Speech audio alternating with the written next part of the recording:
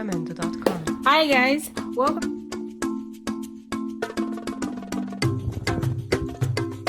Okay, hello guys, thank you for joining Hi. us again on another segment of our video on your way to grad school. So today we'll be talking about. Okay guys, in this video we'll talk about the statement of purpose, which is one crucial about this year, about this boy that they probably taught 6 years ago. They can't remember, so they will just write something. But if you sit with them and if they already have your statement of purpose, that will juggle much of their memory. To say that, oh wow, I'm not here. They will say that, yes, I remember this student, and then they can tailor their letter. How are you? I'm good.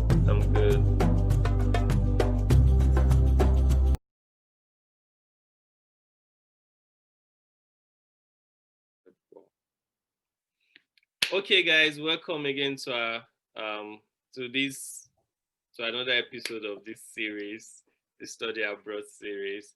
And today we'll be talking with Tomilola Abiodun about MBA programs in the US and I think in North America in general. So Tomi, tell us, what is the MBA basically, and what are the basic requirements? Thank you, Coyote, and also once again for this opportunity. In very specific terms, the MBA means the Master of Business Administration. And it's a graduate degree, as we all know, but it's more inclined to the professional angle, not necessarily academia. That is why you see a couple of people, even having up to 10 years of experience, going back to get their MBA. Going to the requirements of the MBA program in North America, I would say the first step is standardized tests. So the standardized test as the GRE or the GMAT. Although because of COVID, a lot of schools are waiving this requirement for the COVID-19 purpose, but generally, it's a requirement that the schools use to assess the quantitative aptitude of the candidates, because the MBA is really quantitative based. But a lot of people have heard that and they say that, oh, I studied English, or I studied literature, or I studied French. And how exactly can I succeed in the MBA program? Because the MBA program is professionally and career inclined, it doesn't really matter what you study in your undergrad. In the MBA program, you get people from different walks of life and different backgrounds. Yes, you get a couple of people that have the business background, but you have doctors, lawyers, engineers. In my class, I had teachers. I had somebody who has only taught music. I had a respiratory therapist. I had a doctor. I had lawyers. I had those kind of people in my classrooms, right? And yes, we are going to be talking about business things. So in the classroom, you take classes like accounting, strategy, finance, operations, but all of these things are taught.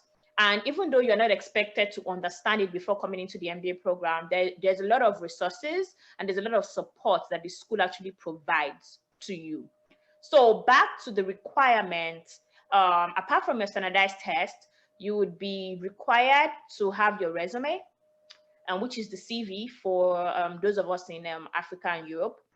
Your CV should reflect achievements and results, and should look ready for someone that would get a job after the MBA program, literally. Then you have essays. So for most people, they know about statement of purpose, right? But for the MBA program, it's not exactly statement of purpose. You don't really have like a statement of purpose question. So you have like 4 or 5 different questions that ask you very specific things about, okay, the time you displayed leadership, the time you made an impact in your community. Some ask you about your short and long-term goals. Some schools ask you to create a slide. Some schools want to know about your volunteering impacts that you've had in your community and your neighborhood. Then you are going to be required to have recommendation letters. Recommendation letters have to be from your workplace. So it has to be from your boss, your colleague, anybody that you've worked with. You are not required to have recommendation letters from your professors, except if you work in academia, right? And your professor is your boss. In events where you are the owner of your company, because there are a lot of MBAs that are owners of their own company, right? So I believe that you're not the only one that works in the company. So the recommendation letter from probably your CEO, your COO or your CFO, and also people that you've worked with previously. What they're trying to ascertain is they want to find out your leadership skills. They want to find out how you work with people, because you're going to be working with people a lot in the MBA program. Then the final requirement is an MBA admissions interview. This is not an automatic requirement. So when you're submitting or putting in your application, you don't get an interview straight. Your school assesses all of your applications and checks, okay, can this person move on to the interview level? So there are some people that the applications are already turned down without them getting an interview. And they want to interview you. They want you to be able to talk about yourself, talk about your experiences. And it's like a job interview, really, because you're going to be using the STAR framework. You're going to be able to talk about your actions, your results very specifically. And you're also going to be able to talk about why you want an MBA and why you want an MBA specifically from that school. So other things that you'll be required to have, which I think a lot of people already have, is like their transcripts. And for transcripts, a lot of schools, they don't require you to send the original transcript until you get the admission. Then you can now send the original transcript. You can use your, photocopy of the transcript that you have previously. Then on standardized tests, some schools require the TOEFL or the IELTS.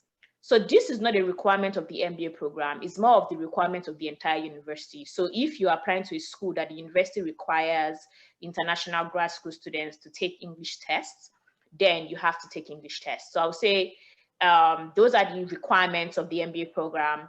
Then one last thing, I mentioned your CV, right? But I did not mention that you actually need to have work experience.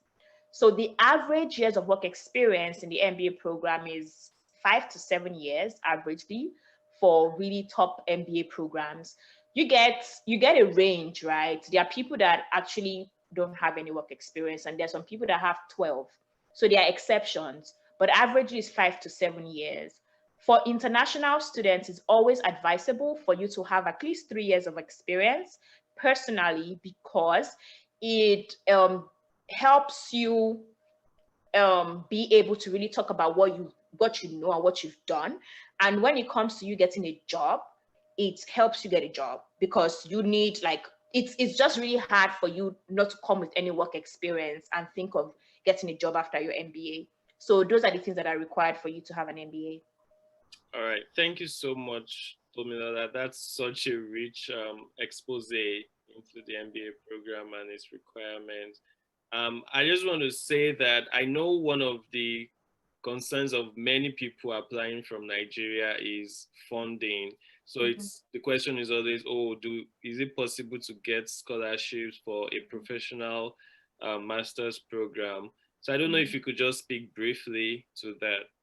Yeah, so I would say it's possible. My own end, I got a full ride to attend the MBA program at the Fisher College of Business, together with monthly stipends for my living expenses. So yes, it's definitely possible. However, it's not like the PhD program where if you get in like you get funding, right? It's not like that. The MBA is really very expensive, and most people have to pay for the MBA program.